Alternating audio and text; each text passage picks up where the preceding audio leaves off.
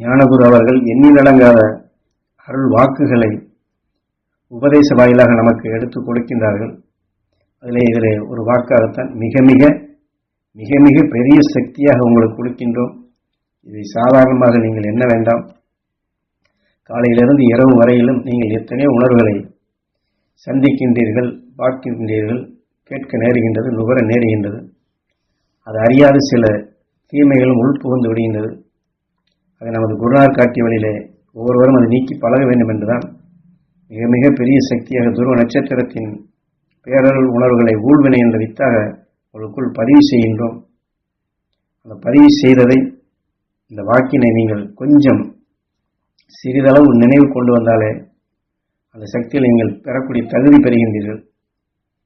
ஆக முதல்ல சொன்னது போன்று காலையிலிருந்து இரவு வரை நாம் சந்திக்கக்கூடிய நிலையில் ஒருவர் நம்மை கோபிக்கின்றார், ஒருவர் கஷ்டப்படுகின்றார், ஒருவர் வேதனைப்படுகிறார் என்றெல்லாம் வரும்பொழுது அதை தடைப்படுத்த ஈஸ்வரா என்று புருவ மத்தியில் நினைவை கொண்டு வந்து துருவ நட்சத்திரத்தின் பேரருளை நாங்கள் பெற வேண்டும் ஈஸ்வரா என்று நாம் உயிரான ஈசனிடம் நினைவுகளை செலுத்தி அந்த சக்தி பெற வேண்டும் என்று ஏங்கி எண்ணினால் போதுமானது. ஆனால் முதலில் நம் கண்ணின் நினைவை கோபித்தவர் மீதோ, கஷ்டப்பட்டவர் மீதோ, வேதனைப்படுவர் மீதோ வைத்தோம். அதை உள்வினையாக பதிவாக்கினோம். அந்த உடலிலிருந்து வெளிப்பட்ட அவர்கள் அந்த அலைகள், அந்த உணர்வலைகள் நம் ஆன்மாவாக மாறுகின்றது. சுவாசித்து உயிரில் பட்ட பின் உணர்ச்சிகள் அந்தந்த உணர்ச்சிகளாக வேதனையோ, துன்பமோ அல்லது கோபமோ, ஆத்திரமோ இது போன்ற உணர்ச்சிகள் எழும்புகின்றது. ஆக உயிரான விஷ்ணு என்ன செய்கின்றான்? இது போன்ற நுகர்ந்த உணர்வுகளை உள்ளே செல்ல வரம் கொடுக்கின்றான்.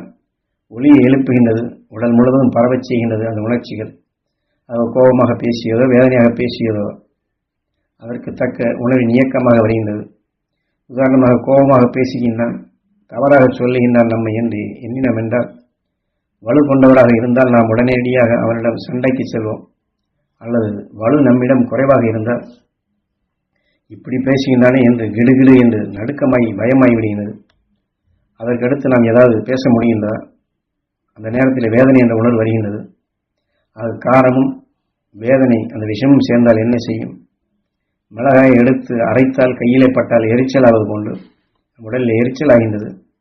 ஆக இத்தகைய தீமை புகாது தடுக்க நாம் ஒரு சக்தி வேண்டுமல்லவா? ஆக அந்த துருவ நட்சத்திரத்தின் பேரருளை நாங்கள் பெற வேண்டும் ஈஸ்வரா என்று கண்ணின் நினைவை உயிரிடமே பூர்வ மத்தியில் நினைவை செலுத்த வேண்டும்.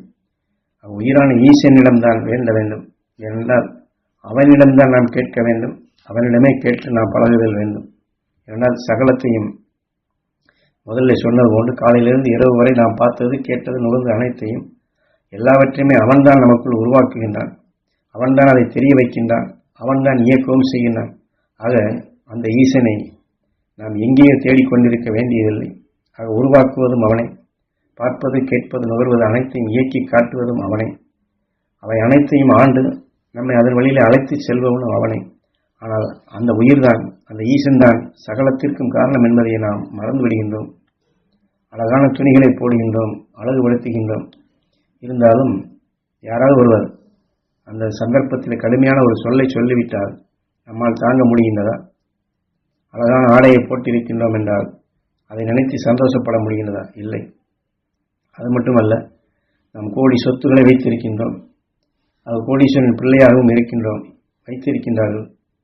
ஆனால் இந்த உயிர் இந்த உடலை விட்டு சென்று விட்டால் என்ன ஆகிவிடுகின்றது? உடல் சபமாகி விடுகின்றது. அது கோடீஸ்வரன் என்றோ கோடீஸ்வரன் பிள்ளை என்றோ பார்ப்பதில்லை.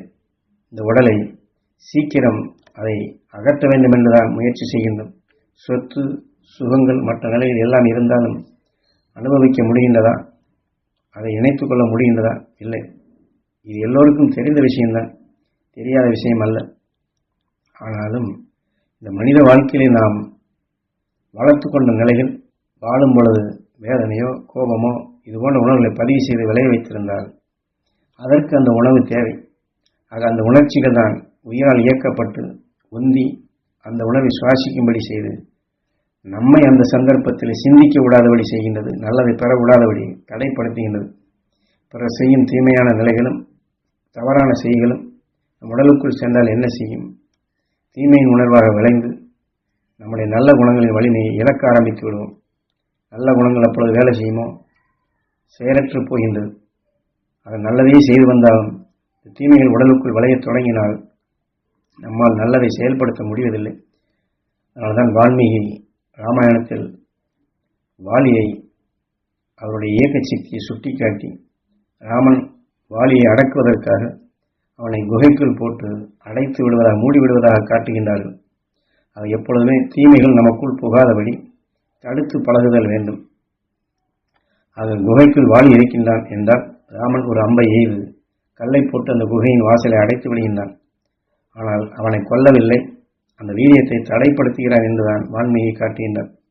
இதுபோன்று நாம் அன்றாடம் காலையிலிருந்து இரவு வரை நுகர்ந்த உணர்வுகள் தீமை செய்யக்கூடிய நிலைகளாக இருந்தால் அவைகளை அதனுடைய வீரியத்தன்மை நம்மை இயக்காதபடி அதனுடைய வீரியத்தை தடைப்படுத்தும் நிலையாக துருவ நட்சத்திரத்தின் பேரருள் பேரலையை அது குருட்சேத்திர போராக புருவ மத்தியிலே தான் நினைவை செலுத்தி துருவ நட்சத்திரத்தோடு தொடர் கொண்டு அதை எடுத்து நாம் தடுத்து பழக வேண்டும். தீமைகளை புகாது தடுக்க வேண்டிய இடம் புருவ மத்தி, உயிரான ஈசனிடம். அதைத்தான் நாம் வேண்டி கேட்டு இயங்கி பெறுதல் வேண்டும். உருவாக்குவன் அவனே, இயக்குவனும் அவனே. உருவாக்கிய சத்தை விளைய வைத்து அதனுடைய சத்தாக உயிர் ஆன்மாவிலை சேர்த்து அதற்கு அடுத்த நிலை உருவாக்குவனும் அவனே. எண்ணியதை இயக்குவதும் அவனே, சகலத்தையும் இயக்குவது அவனே என்பதை நம் உயிரின் நிலைகளை உணர்ந்து கொண்டு நம்ம எது இயக்க வேண்டும், நமக்குள் எது வளர வேண்டும், நமக்குள் எது ஓங்கி வளர வேண்டும், உடலுக்கு பின் நாம் எங்கே செல்ல வேண்டும் என்ற நிலையை அவனிடம் வேண்டி அவனிடம் கேட்டு உயிரோடு ஒன்றக்கூடிய நிலைகளாகவே நம்முடைய சிந்தனைகள். அதுதான் குருநாதர் ஈசனை எங்கோ தேடிக்கொண்டிருக்கின்றோம், ஈசன் எங்கும் இல்லை, நமக்குள் தான் இருக்கின்றான். இந்த ஒவ்வொருவரும் இதை உணர்ந்து அவனுடன் நாம் ஒரு பழக்கம் வைத்துக் கொண்டு அந்த உயிர் வழியை ஏற்கும் பழக்கம் வந்துவிட்டால் தீமைகள் அது மகரிஷிகள் ஞானிகள் எப்படி அவர்கள் நாடாது உயிரின்பால் அவர்கள் உணர்வுகள் அனைத்தும் ஒன்றி ஏகாந்த நிலை பெற்றார்களோ நாமும் உயிரோடு ஒன்றி ஏகாந்த நிலை பெற முடியும். அதைத்தான் ஈஸ்வர பற்றும் அடிக்கடி ஆத்ம ஜோதி ஆனவனே ஈஸ்வரா என்று சொல்வார். ஆக பேரருள் பேரொளி உணர்வுகளை நாம் புருவ மத்தியிலே ஒரு சிருஷ்டிக்கும் நிலை வந்துவிட்டால் அந்த ஆத்ம ஜோதியிலிருந்து நாம் பேரருள் பேரொளியை ஒவ்வொரு நொடிப்பொழுதும் வளர்த்து கொள்ள முடியும், உணர்வுகளை ஒளியாக்க முடியும். ஆக எந்த உணர்வுகள் உயிருடன் ஒன்றுகின்றதோ அதற்கொப்பதான் அடுத்த சரீரம். உயிருடன் ஒன்றும் உணர்வுகள் ஒளியின் சுடராக மாறிவிட்டால் ஒளி சரீரம் பெற்ற ஞானிகள் மகரிஷிகள் எங்கு வாழ்கின்றார்களோ அந்த எல்லையை அடைவது எளிதாகின்றது. ஆக அந்த எல்லைதான் இந்த மனித வாழ்க்கையில் நாம் சேமிக்க வேண்டிய அழியா சொத்து. நம்முடைய ஜெபமே உயிரோடு ஒன்றி இருப்பதாக இருக்க வேண்டும். உயிரின்பால் சதா நினைவுகள் செல்ல வேண்டும். எப்பொழுதுமே நமக்கு நினைவு. அதனால்தான் பாடலை பாடும் பொழுதும் என் இசையில் நீ இசைப்பாய், என் நினைவில் நீ வருவாய், உன் அருளை பெற்றிடுவை, என்ன நினைவை தந்துவிட்டேன் உன்னிடம் என்று நாம் பாடலையும் பாடுகின்றோம். அது எப்பொழுதுமே நம்முடைய இசையில், நம்முடைய நினைவில், நம்முடைய உணர்வில் அடிக்கடி ஈசன் நமது உயிர் அது வந்து அதனுடன் தொடர் கொண்டு உயிரின் வழி உயிர் வழி சுவாசமாக விண்ணிலிருந்து வரக்கூடிய மகரிஷி ஞானிகளின் ஆற்றலை நாம் பெருக்குதல் வேண்டும், அதை வளர்த்து கொள்ளுதல் வேண்டும். அந்த அடிப்படையிலேயே நம்முடைய தியானம் இருத்தல் வேண்டும்.